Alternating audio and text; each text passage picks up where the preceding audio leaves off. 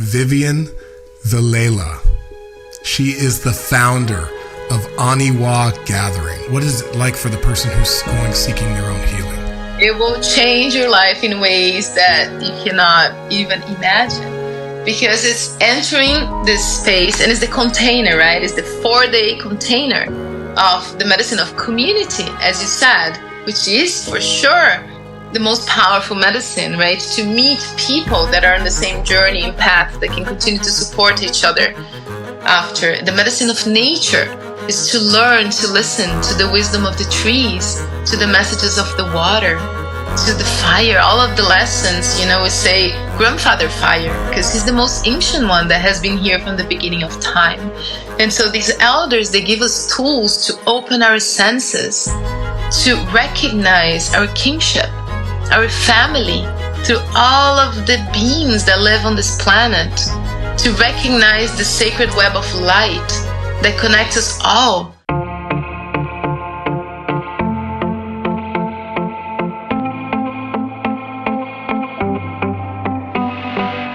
Peace and blessings, fam. Adam Jackson here with another episode of the Sacred Sons podcast. Brothers and sisters, we are in a time of great prophecy. We are in a time of the rainbow warriors. We are in a time of the eagle and condor medicine coming together in the Americas. And we are in a time of unification. And with that today, I'm so blessed to welcome Vivien Vilela. She is the founder of Aniwa Gathering. And Aniwa it's more than a gathering. It's an international platform that shares Indigenous wisdom, amplifies the voices of Indigenous leaders through online education, the annual gathering, and in-person retreats. So blessed to have you here today, Vivien. Welcome to Sacred Sons podcast. Thank you so much for having me. Hello, everybody. Vivien, you're originally from Brazil, and today you're joining us from Mazatlan, Mexico, one of the most beautiful cities in the world. Yes, I am. I've been living here in Mazatlan since 2019. I'm married to a Mexican. That's why I'm here. I love it. But, we go back and forth very close to California. Yes. And Vivien, with everything happening in the world, with everything going on in your world, what is most alive and real for you today? The connection to all that is, to all of our relations here on this planet is truly what keeps me sane, happy, and vibrant, during these tough times that we've been experiencing. It's just to be able, here in Mazatlan is such a blessing because the beach is very close to where we live. So just to be able to walk there and go bathe in the ocean and give thanks for the water, for life, for the sun, to go up in the terrace and bless myself with the sun each morning. This is really what, for me, is the most important and brings me the most amount of well-being every day. Yes, give thanks for another day, for another breath, to witness another sunrise. Mm-hmm. It is such a blessing, this life. And you have been, over the last decade, a pioneer in this work of bringing Indigenous elders together, creating ethical relationships with these peoples across the Americas. What originally inspired you to connect and to bring these folks together? It was an interesting journey. I feel that I just surrendered to what had to be, followed really my heart, and had to close my eyes and jump off many cliffs, like trust the unknown. I was very unhappy in a moment in my life because I had everything that one thinks that would make you happy. I had a successful career. I was a model at the time. I had, money. I traveled around the world. I lived in Europe. And still, I was very unfulfilled, very, very unfulfilled. I just wanted more for myself. It was that sense of purpose that was missing. I felt hollow inside, in a way, like having so many exterior things that are perfect. But inside, I had just a sense of unfulfillment, not knowing where I was going, I wanted to be an actress at the time, but I was just, nothing really gave me that sense of aliveness and purpose and meaning.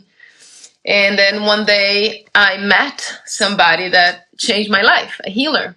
And from that moment onwards, I was just surrendering, going here, going there, going there. It felt like a door opened that reminded me of what it had always been. When I was a child, I had this. And, a remembrance from other times that all came together that gave me a sense of belonging to that place, that gave me a sense of fulfillment, that gave me a sense of really being full and not needing anything anymore, anything material, but just to be in nature. And this sense of purpose was what just made me think there is nothing else for me. This is what I need to immerse myself in and do. And so I started studying with the elders. I started going to the Amazon, doing dietas, and spending more and more time in these communities. And so one thing led to the other. We wanted to film something in a community, and we asked them what they needed before we went there. And so they said they didn't have clean water to drink. So we raised funds on Facebook through friends to bring them an artesian well. And then other indigenous peoples. And then we also got inspired to create a school there. And we started doing projects because we felt connected to the community and wanted to be reciprocal to everything we had received there, to their teachings, the healing, the life transformations.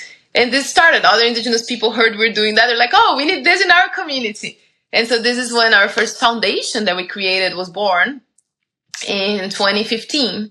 That at the time, it was the Boa Foundation with my former partner.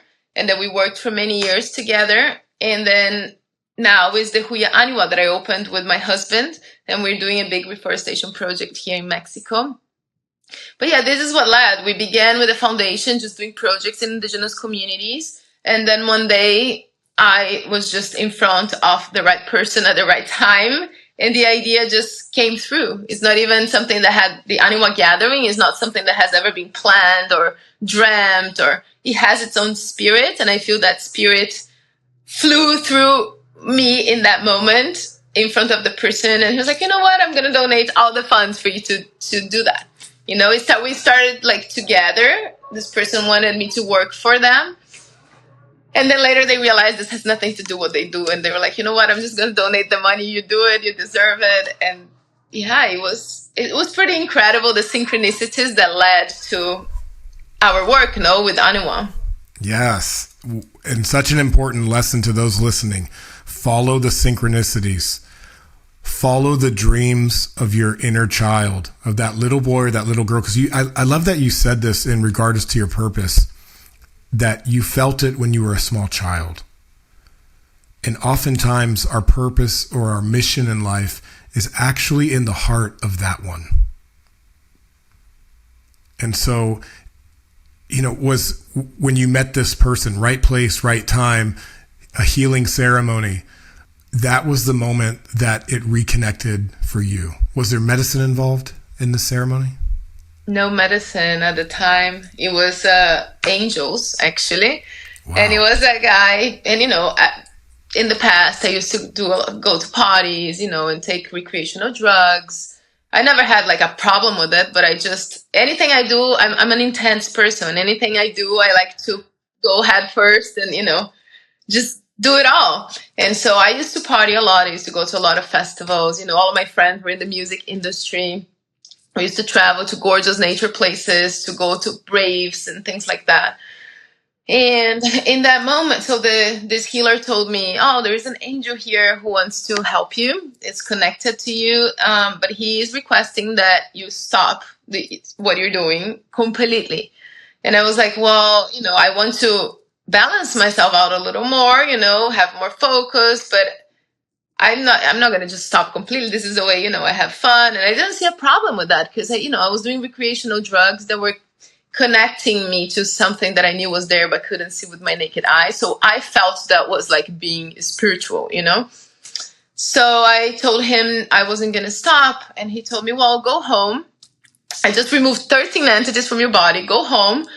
have a rest for 3 days. Don't drink any alcohol. Don't do any drugs. Don't do anything. And come back here and let me know your answer. And so on the second night, I got woken up by a big flash of light that came from the ceiling into my heart. And in that moment, I felt everything. I just felt the truth of that moment and the calling that I was truly being called to step forward in my path and take responsibility for my life, for my well-being, and for my mission here. No, that moment was very special.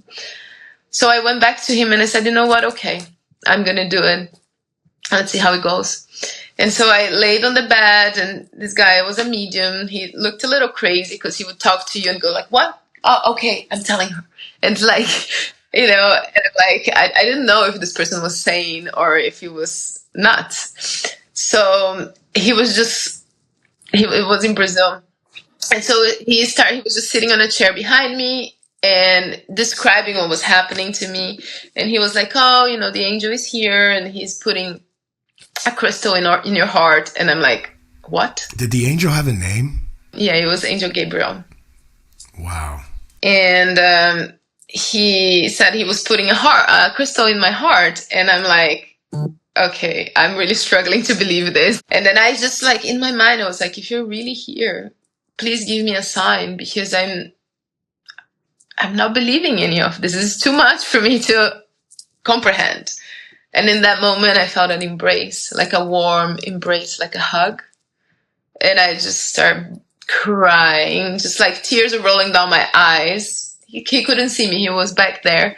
And I was just like feeling how special that moment was, because again, within me, I felt the same thing I felt when the light came, right? That sensation of being embraced by something so much bigger than me and something so pure and so divine. And so the session ended and the guy was like, okay, you can get up. We're done. And then he goes, oh, it was so beautiful. The angel hugged you. And in that moment, I was like, okay, this guy really, he's really, you know, since he was little, he's always seen things. Yes. And in that moment, I believed all of it. And truly, my life completely changed from that day. Then I stopped taking all types of recreational drugs for a little while. Maybe for 6 months, I continued to go to raves on water. And people were like, how are you dancing for this many hours? I'm like, I just have so much energy, you know, and I inspired a lot of people. I talked about having quit everything, and a lot of people were inspired by that. And then it got to a moment that I just couldn't be in those types of environments anymore, just because the energies were too much. You know, I started cleansing myself. So then the journey started really fast. I started meeting the teachers. I met a teacher that was Native American, and with him I started doing vision quests. I started doing a lot of nature work. And from the first vision quest, things really, the remembrance from when I was a child, and I had all those magical experiences that, you know, because my parents didn't have the understanding or the tools, they helped me shut down all of those things that I could see, hear, feel, you know. And so throughout my life, it became very clear that when I started potting, that I wanted to touch onto the unseen. And I loved nature so much because my spirit is a nature spirit. You know, I go crazy if I'm locked inside the house for too much. You know, I need to be in nature. In that moment, it became very clear that all the potting days was looking for that, was longing for that connection that I had lost. And in the potty days, through the recreational drugs, it took me to that window. I couldn't cross to the other side, but I could see a little bit of that magic that today I know to be real. I think the partying days also serve a purpose. I think the raves, and I'm here in Southern California, the festival culture is actually a gateway. And like maybe the way you framed it, it's a window, a looking glass into the more. Because there is an element of expression, of dancing for 8 hours straight, of being free, you know, being free from everything. And maybe it's also serving a purpose, not something to discard as an unnecessary chapter, but something to also honor. And I see it now. I see the younger ones, going through it and in all the festivals, and part of me believes that it's purposeful. Absolutely. It helped me become who I am today. It gave me so much life experience. And it taught me a sense of community that I didn't have growing up as well. And that sense of being silly together and putting the ego down and the guard down and just cuddle puddle and just, talk about your most intimate moments and just have no facade or ego, because everyone is, is there just being themselves. And so it absolutely taught me a lot. You matured through it. It's just like, drugs are not helping us, right? For sure. Right. Cocaine is not helping us. Let's be clear. Let's be real. It's really a terrible drug. And I ended up doing a lot of everything.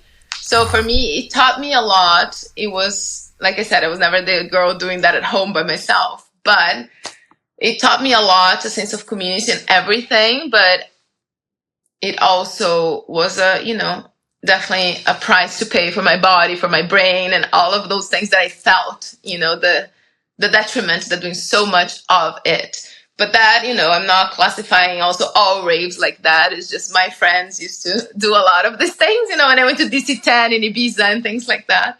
Yeah.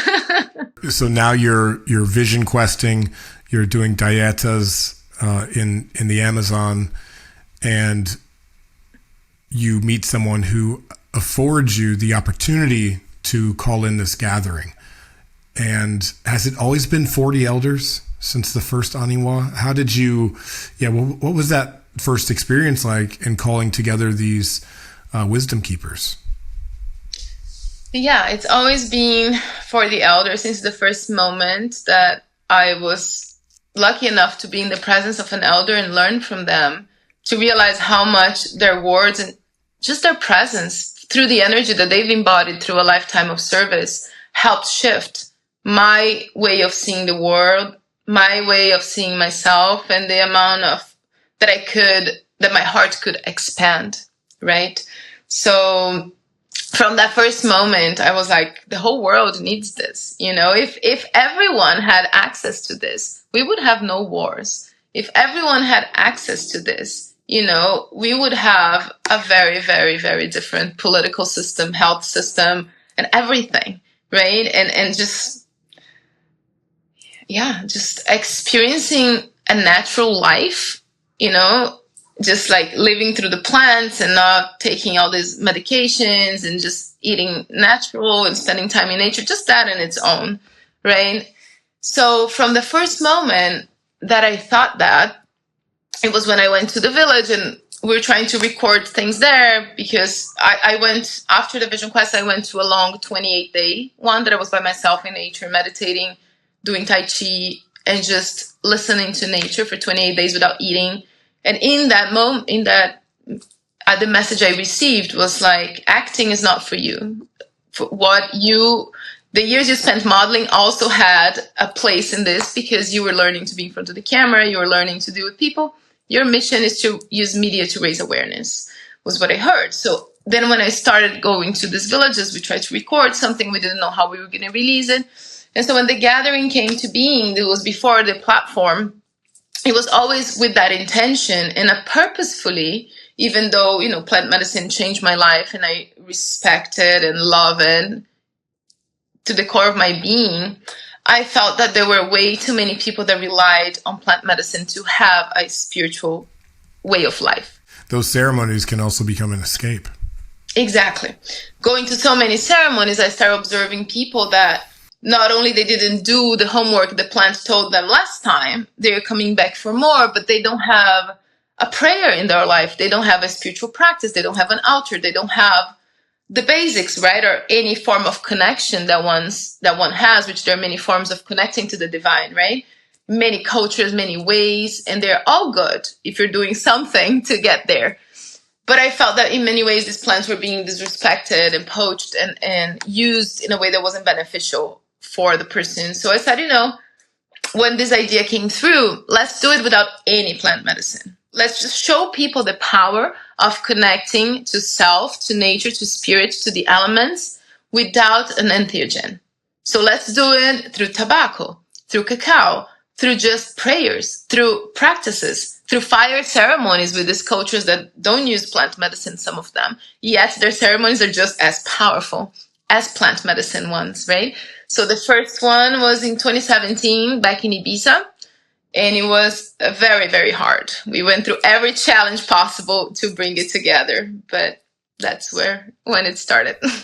Yeah, along with the challenge, I just want to acknowledge here, because I feel like a kindred spirit in many ways to you in terms of gathering the people, feeling the call to connect people and to bring people together. Sacred Sons events are also substance free.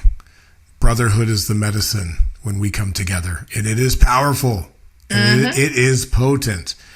But what I want to acknowledge you for is the amount of courage it takes to say that I'm going to do this. And in that courage, there's also like, I don't know, I wonder for you, and this is going to be this is a tough question, maybe, but we are, and you are, commodifying ceremony, commodifying ancient traditions. And I wonder how you integrate that part of it. Is there a give back? Is there a part where it's like really renewing or regenerating back into these communities? You know, and I'm sure you've had a lot of time to think and to act. But this commodification of ceremony and ritual, how do you dance with that? Well, I can't speak for us, right, for Aniwa. Because yes, there's a lot of commodification of ceremony. Yet I don't believe that that's what we're doing at Aniwa. Because for us, the ethos is always reciprocity, right? We've raised over $2 million for Indigenous communities. We helped build, a beautiful reforestation center in the Amazon for Benki Pianco, a Xaninka leader. And we helped him secure, thousands of acres of land through land buyback initiatives. We've supported projects all across the Americas for different Indigenous communities. And for us, Aniwa Gathering is nonprofit. I've been working for it for half of the year for 7 years, and I have never received a cent from it for payment, right? Because there isn't money left. Hopefully one day, I'll be able to have a salary or something. But up until today, all the funds go to make the event happening. And imagine the cost to bring 40 elders to California. We have to make them passports. Some of them live so remotely, they have to travel for 5 days just to get to the nearest town to make a passport, and then go back home, make a visa appointment, go get the visa. It's a lot. It's a huge process. So we do truly this with the utmost respect, love, and passion, Even for Aniwa Digital, I still don't have a salary for that either, like my living comes from different, work that I do with my husband and different things that we do here as well. And, but yeah, Aniwa is a prayer, and is guided by the elders. So we do have a council of 9 Indigenous elders who help us, with the vision, with how to do things in a good way, because never do we want this to become a business. It's not a business, it's a prayer. And living prayer. A living prayer. And yet, people need to work, not everyone can just dedicate the last 10 years of their lives salary free, like I did. So we are always finding the balance to make those things completely aligned and making sure everything reverts back to the communities, reverts back to the plants, in the physical with the actual funds that we raise. We do a lot of fundraising campaigns, and anything an elder needs something as well, for their personal life, medical care, or had an accident. Aniwa always, fundraises and covers all the expenses for them, because our community really cares. And this is the beauty of it. It's not an extractive system that people come and take and then want to be shamans. No, people really come to this gathering to learn, to connect to their own ancestors, to their own land. It's so beautiful. And then as a product of that, they want to give back because they're inspired. And then apart from that, also, we make a lot of offerings, a lot of spiritual offerings for all the things that happen in the world and, for people, for the land where we go, and for all our prayers. We are always feeding back into Mother Earth with spiritual offerings through ourselves and all of the elders as well. Yes. And I'm so curious because there is like a yearning for elder wisdom. In many ways, we're an elderless society. I would just speak in North America and the United States. There's like this sentiment of our elders are not really integrated into society in the way that feels in reciprocity. And so what have you learned, through over the last decade? What have you learned from these elders in terms of reciprocity?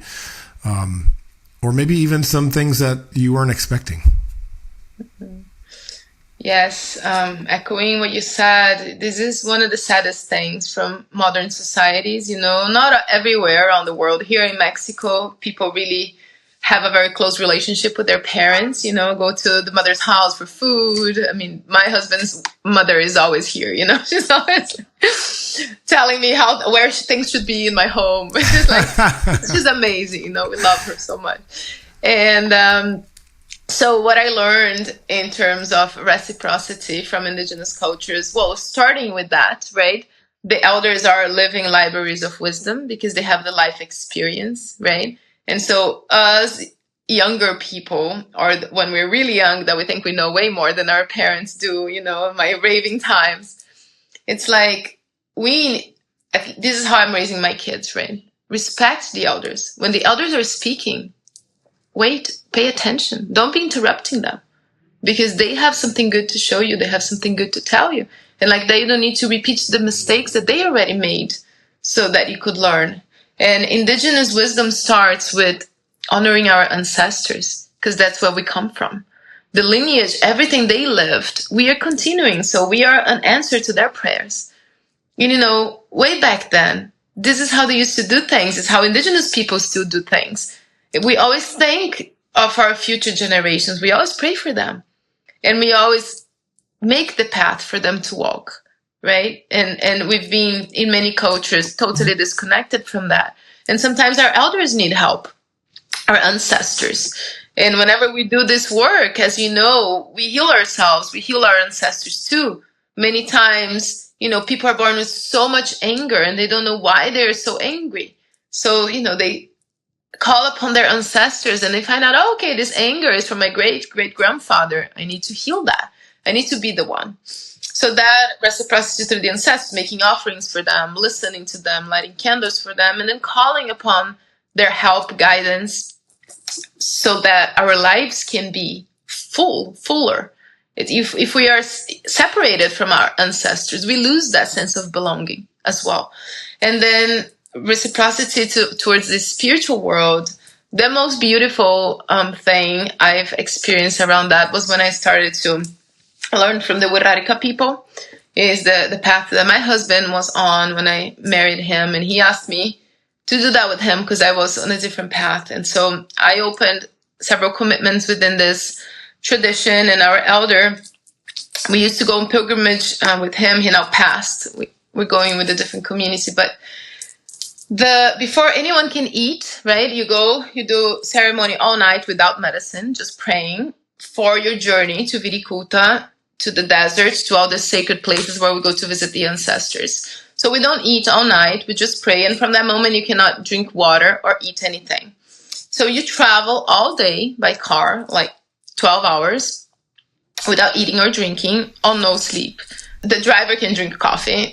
So you go to the sacred water source, right? Tate Matinera is the first one, shaped as a deer.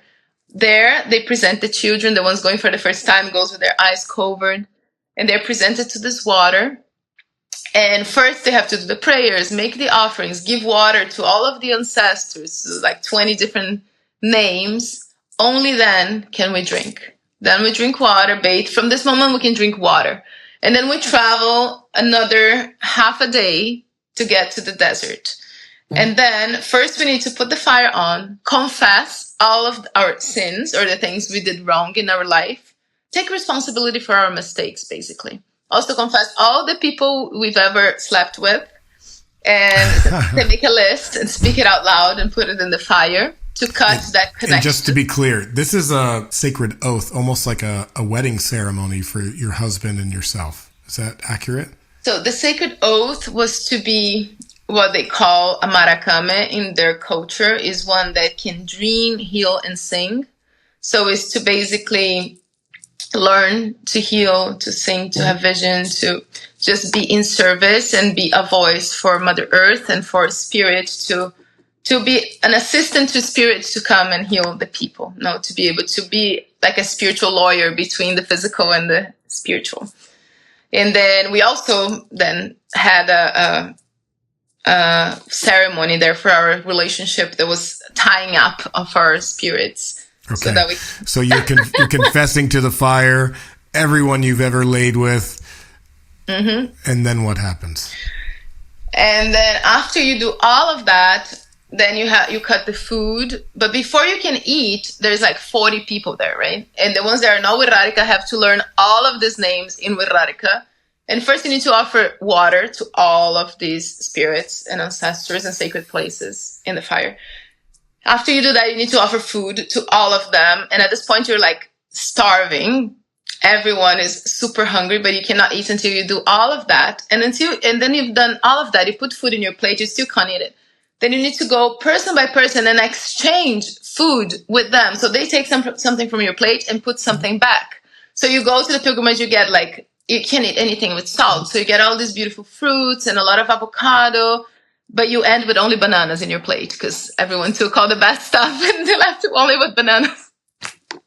It's like that. It's that to me, before, and they do that in their daily life. Before they eat, they always feed the fire first to ask for the blessing, the protection.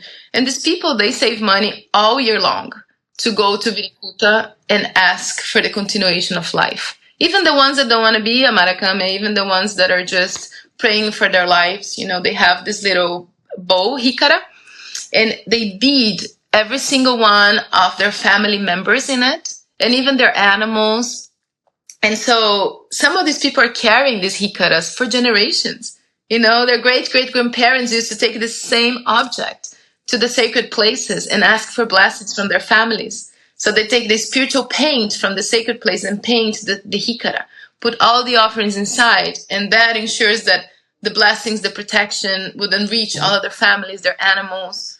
So it's really a culture of offerings, and it's so beautiful. And like that, so many other cultures that join the gathering also have their ways of worship and their ways of reciprocity, but they're all paying back. And the ways of offering. There's a Añi Despacho ceremony. You know this one where you create a beautiful offering and then give it to the fire. There's something very profound about that because the Western culture is mostly about taking and consuming and not giving back. And so we're kind of missing that piece of the reciprocity. I love that it's to the spirit realm. Mm-hmm. And they always say, all these indigenous cultures say, we need to pay for all the water that we drink, for all the food that we eat, and for everything we take from the earth. Because everything, the clothes we're wearing, our home, everything is made from the earth. But the earth is not a resource. The earth is the source of everything.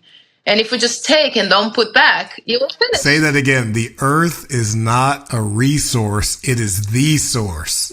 Exactly. The earth is not a resource. It is the source of everything. Yes. And if we just take and don't put it back, it will end.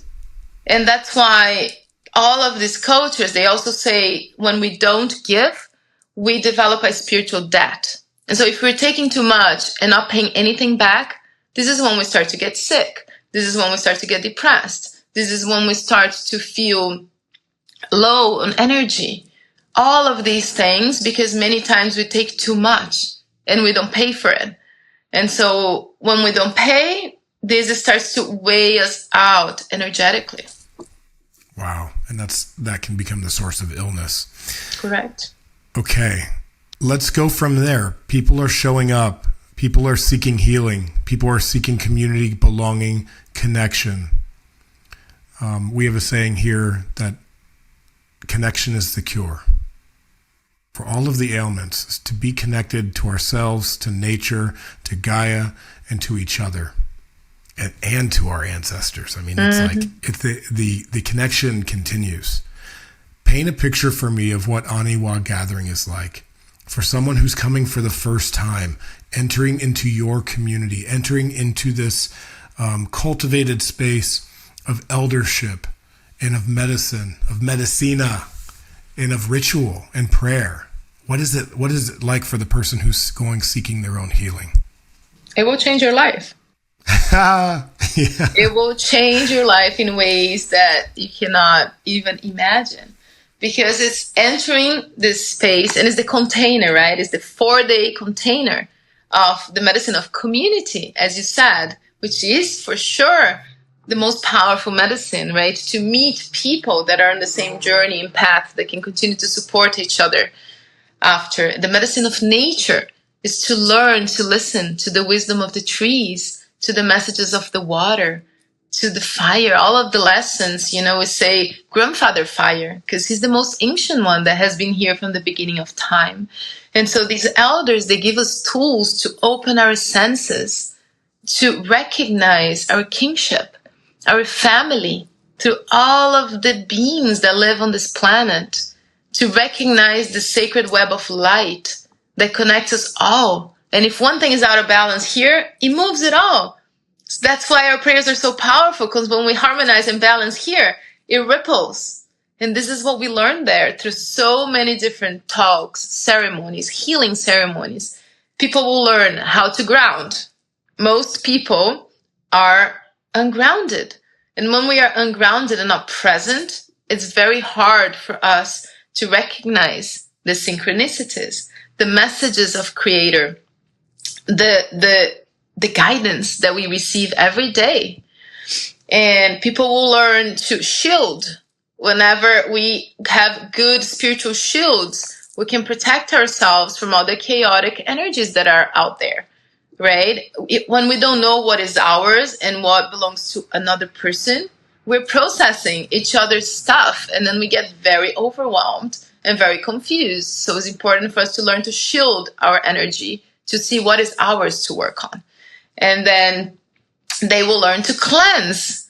There are many rituals, ceremonies that the elders will teach on how to cleanse oneself, so that we can unload all of the energetic loads that we all acquire everywhere, right? We go, there is energy.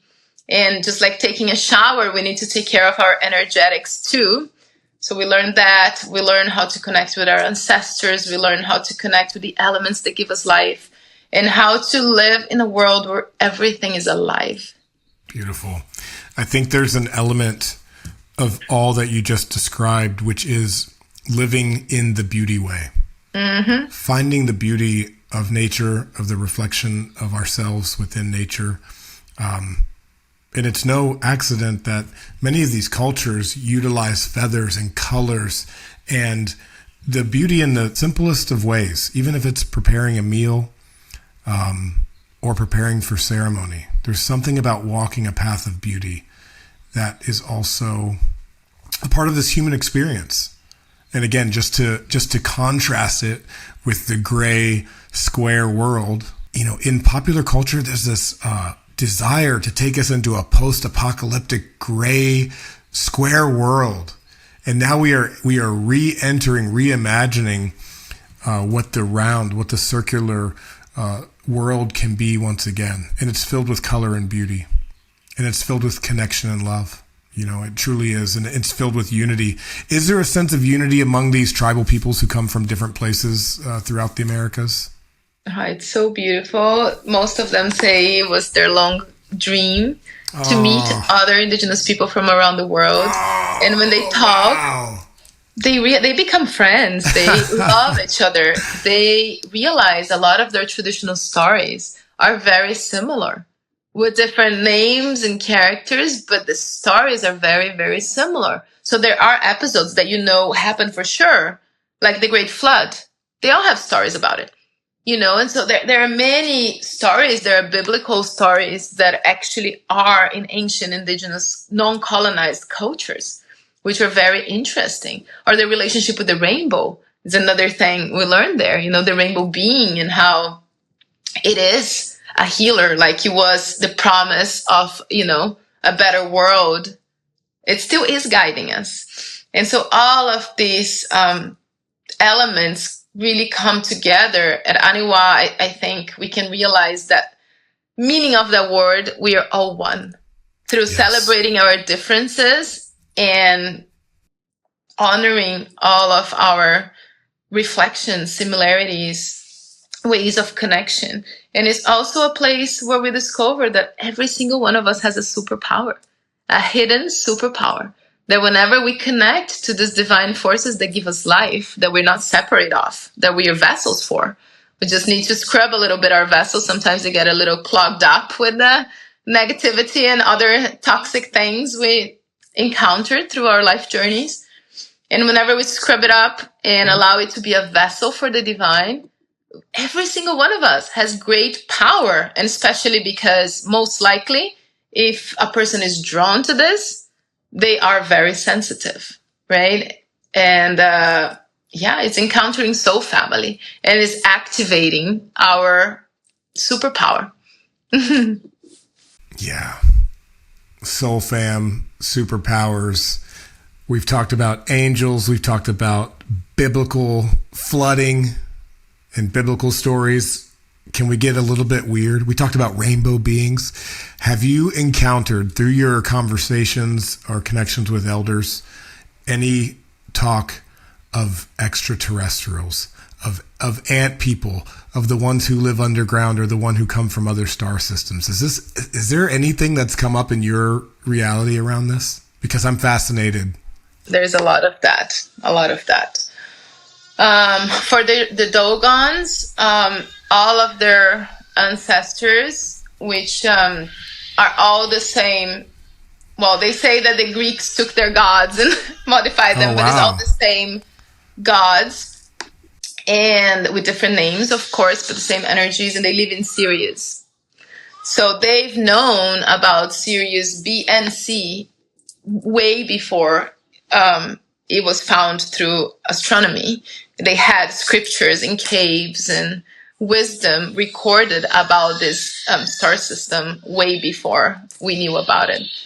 And many cultures talk about star beings. The Ashaninka, they came from the stars, so they have a very deep relationship with the stars.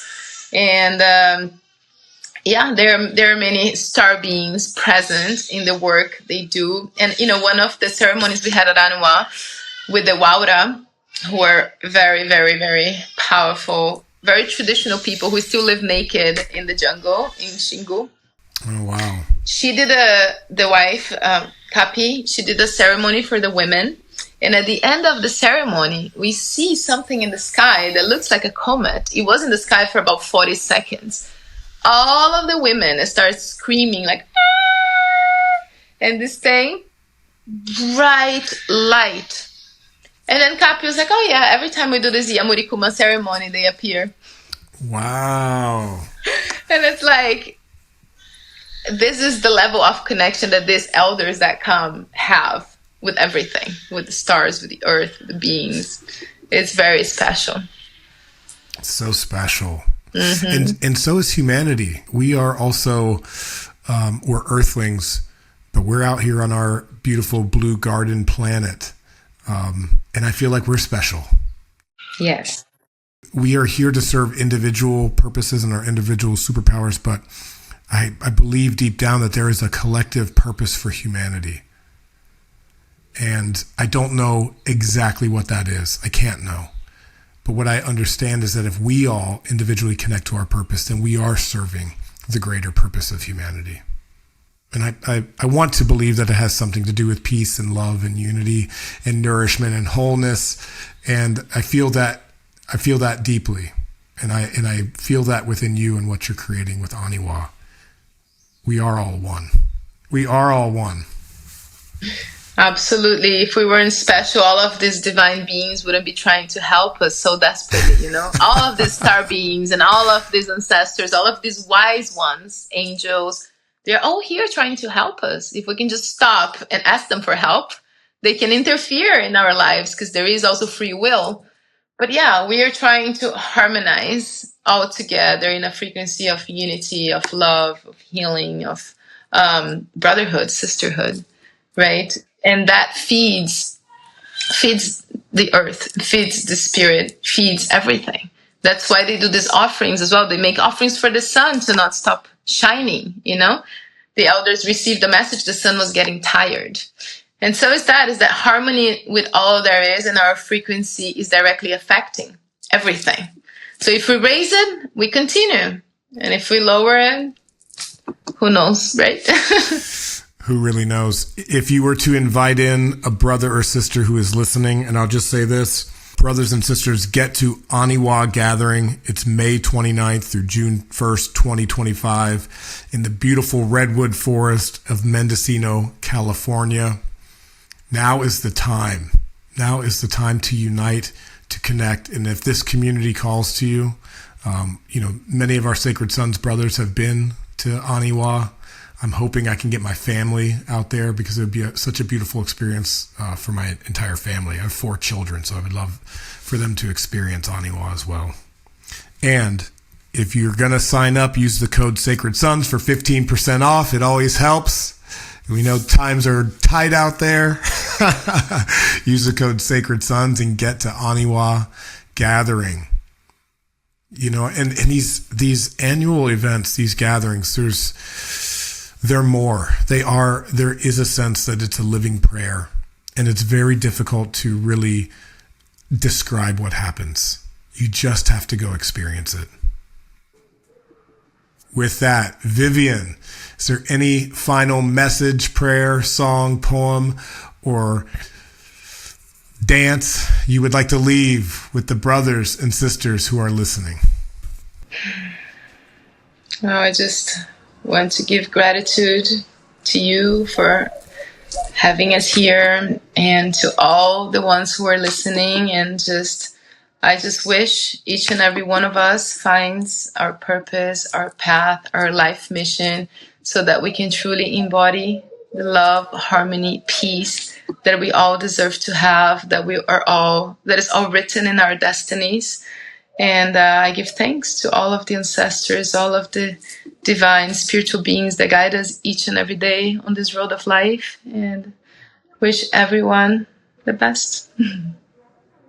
And also, if you want to have a little manual to do these things at home, perhaps you are in another country or far and can't come to the gathering, there is a book that you can get that is called Sacred Ceremony for a Sacred Earth, written by the Aniwa elders. Wow.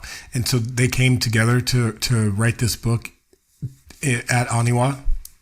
Yes. We've been thinking about this for a long time, and a publisher approached us. Hey, do you guys want to write a book? So I interviewed all the elders and then put the book together. And it's very, very special. There's a lot of beautiful wisdom, sacred stories, practices, rituals you can do at home. And is right now, during the pre-sale, you get 10 wisdom courses for free when you order it.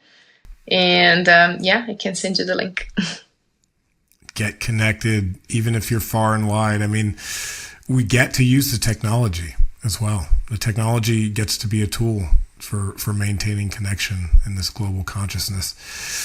Vivien, I want to acknowledge you and just say thank you for your courage, and thank you for saying yes to your purpose and for doing this. I imagine that it's not always easy to do what you do and to coordinate, organize, and maybe there's been some sacrifices along the way. So thank you for everything it's taken for you to continue this work and to continue serving the people and the elders who you bring together.